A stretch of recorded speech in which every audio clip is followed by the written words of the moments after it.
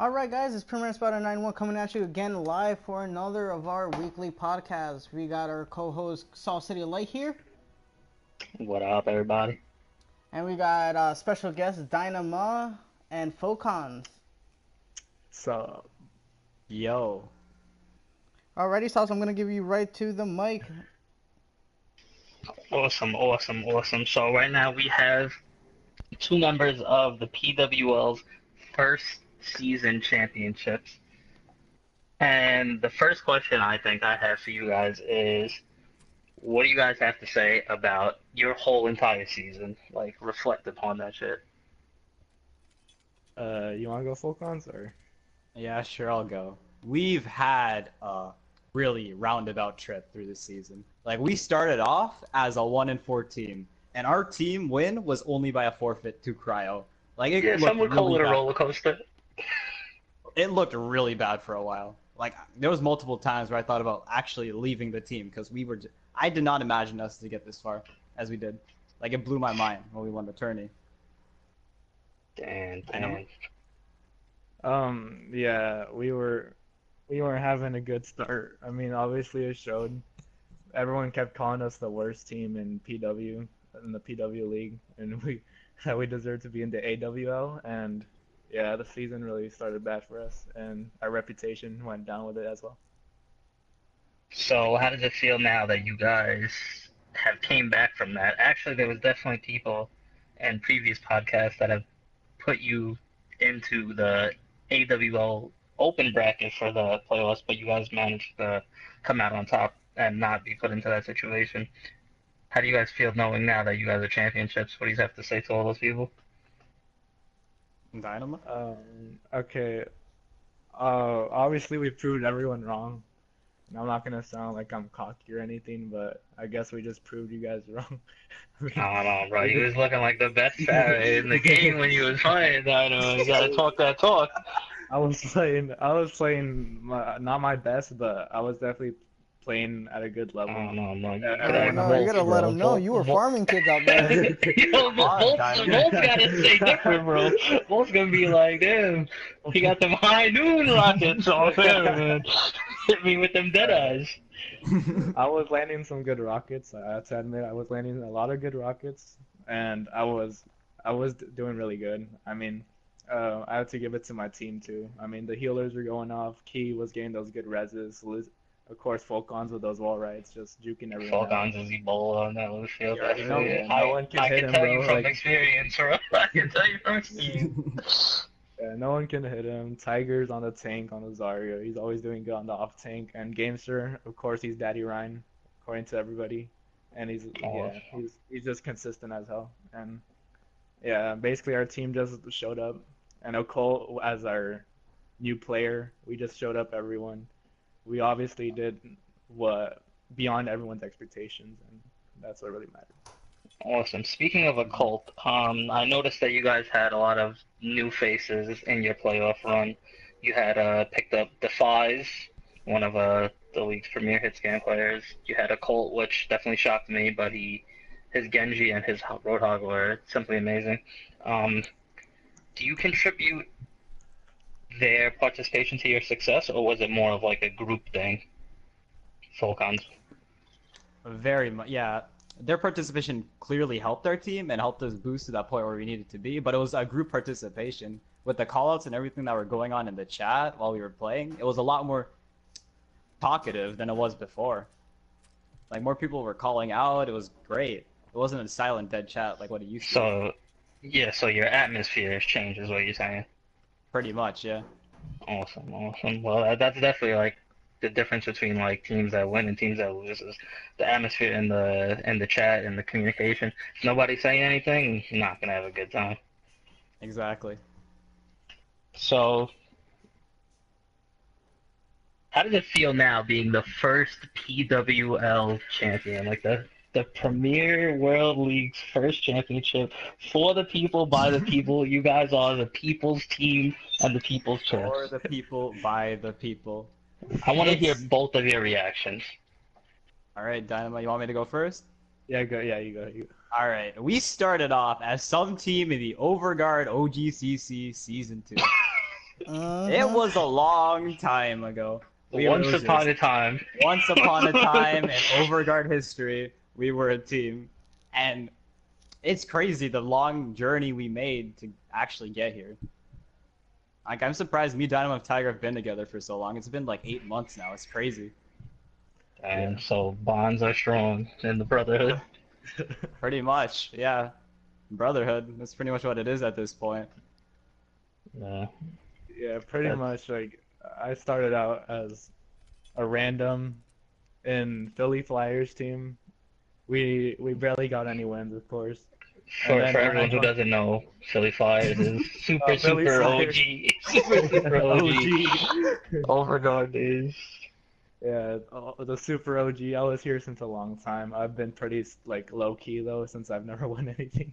But now before you continue, I have to ask one thing. Now, apparently there was altercation between you and Brett. Would you like to tell the people what that was about? Alright, I'll tell you guys. Okay. Here we go. Okay. Everyone knows. Okay, like everyone on my team knows. I can never get on Friday nights. All right. Like right now, everyone I can because I do some things. All right, and that I cannot discuss. All right. But either way, okay. It was Philly's team. We had a match on Friday, and Philly did not have a sub on the roster, and that kind of messed us up. And then Brett came into our party and said that we're forfeited from the tournament because we don't have a sub and I can't play. And what so was your reaction? I was like more mad at Philly than at Brett for not getting a sub on the roster in the first place. But Philly and the other people in my team, Kenny the Bomb and Cope, were just flaming up Brett like in the Twitch. And Brett didn't know what to do, bro. That was holy shit. Brett was distraught, bro. So if you ever wanna get Brett off his game, bro, just spam him in Twitch chat. So now back to the original question. How does it feel being the first PWL champion? Oh yeah. Wrap it up. Basically, me, Tiger, and Folkonz, we've been getting farmed by Invigorate like ever since the start, and then You already know. Like every time we scrim them, it'd be of like we'd get run through. I mean, and we would just like be quiet after that. I was like, did that really just happen to us? Like 4 times in a row. 4 times in a row. Like you getting like roundhouse kicked out of nowhere. It's like, oh, where did that come from? And every time, bro, every time we got our butts kicked. Like every time we would just be silent, and then Ginger and Mimbot, we would just like flame each other up on like what happened. That was the Our best DPS weren't getting enough kills. Our tanks weren't protecting us. Our supports getting Yo, I remember that. Hey, bro, you gotta protect Folkonz, bro, to let him go off. We was like, oh, should we drop this guy? Should we drop this guy? And then next season, bro, we just beat Invigorate, like our bane of like we just kept losing this and we just beat them. So what would you say was your team's turning point where you guys went from the 1-4 team to where you are now, the PWL championship? Was there a defining moment, a defining game? I think the game versus Lionheart, the one where we got put into the top 6. I mean, that's when we started like, getting focused. I mean, the one you almost threw? When we almost threw. That one. Yeah, the first match we were like all shook. Yeah, we were all mad at each other for a while, but then we went to Anubis and Legion Tower and we just ran through them. And yeah, that's the turning point because we just we just finally got our groove, and Folkonz always hypes us up and it keeps the chat from going silent. Yeah. So Folkonz, what was the turning point for you? Was it the same thing? Well, it matters what you call the turning point. If you mean the turning point in the tourney or the turning point in the... The turning point for the team. We'll get to the turning point for the tourney after. Alright, the turning point for the team. This all happened when I believe we got Key. I feel like Key was a really good addition because he played a really good Mercy, which put a lot of stress off me to be the healer near my team a lot, and I could push up far and do whatever I want. So you were the battle toad. So I could become the battle toad. That boy. That's who I am. And now, as you were talking about in the tourney, you guys said that you had a turning point. What was that? Mm-hmm. All right. So on Kings Row, you all saw we got bodied, right? Well, I mean, I'm not gonna say anything, all right. but there was a lot of pharaohs getting swept out the sky. Oh, okay, no words. But what happened was after a Route 66 on attack, our chat was silent for a bit. And what happened was we picked Diva and Winston. And Occult went Roadhog when Tiger told him to go Genji. And then we didn't have enough time to switch. So we just ran what we had. And we were just having fun. That was the turning point. Because then we all were talking, we all were having fun, and we all were just like, how was this working? Those were our three main features of that match that really turned the momentum around for us. Well, I could say you definitely weren't the only people thinking, how is that working? I can tell you that. Wow, that was such a crazy experience. Now, Folkonz, personally, I know that you told me there was like a silence after the Kings Row game that you had with Invigorate. Mm-hmm. And then apparently you did something, and it changed the whole atmosphere. Hold on. I want to hear Dynamuh's perspective of it now. Okay, so yeah, after that, Folkonz just he just came out with this weird accent and just started talking to us. Can you reenact the accent for us? Alright, boys, we got a Reinhardt pushing left. Let's go fight it. That's how he sounded like. That's how he sounded like throughout the whole game, and he never stopped doing that. I was just laughing at him. I was just laughing at him every time he said that because he sounded so stupid.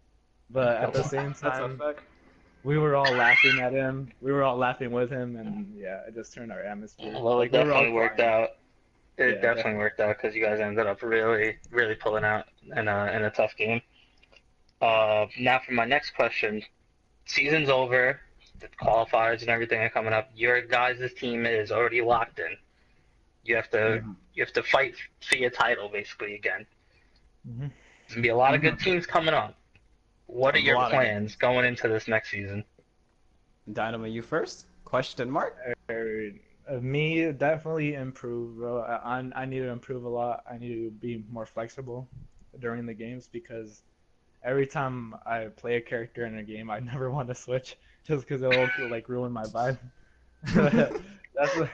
That'll ruin. I need to be more flexible. I got 3 golds. You switch.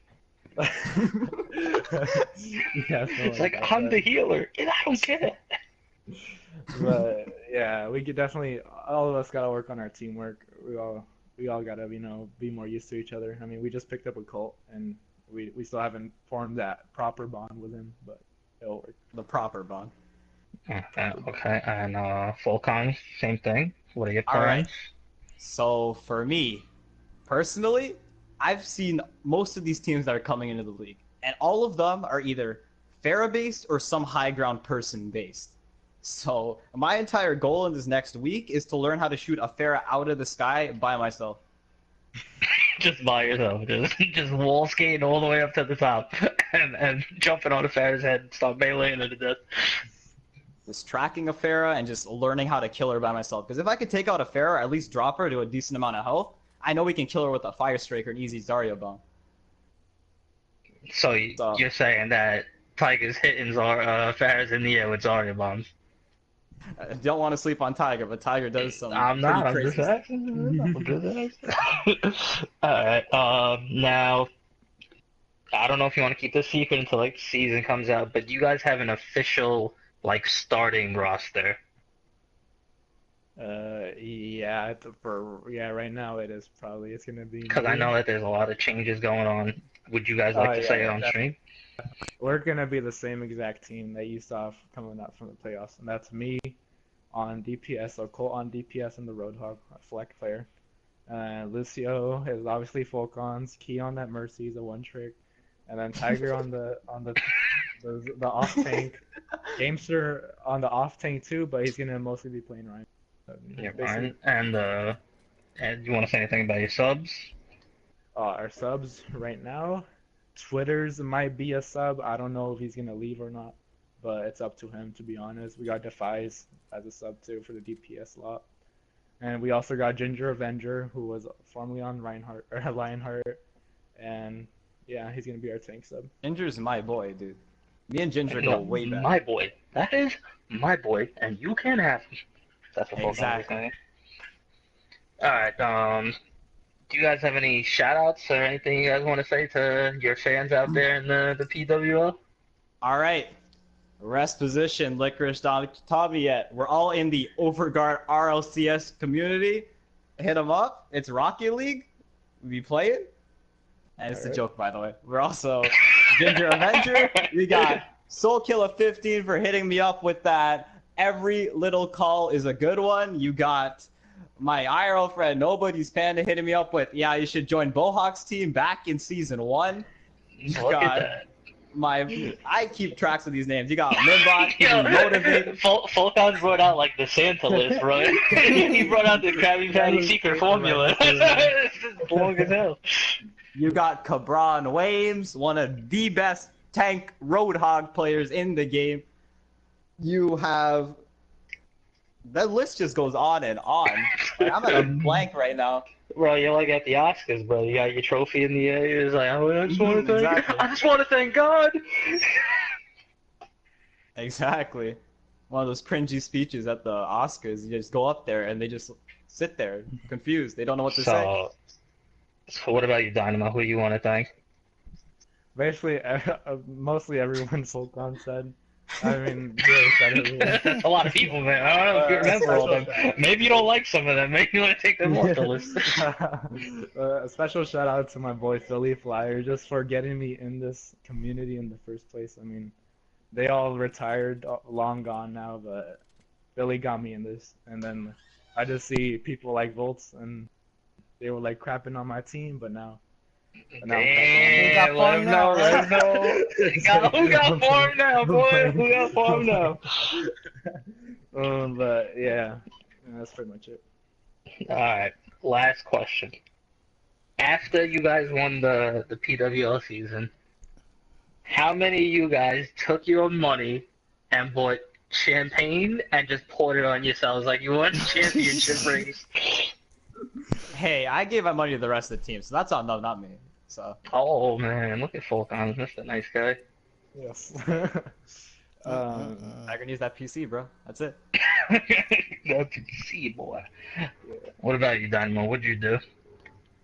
Yeah, just putting the $59 in the PC bank for now. Oh. Okay. So both PC people coming out.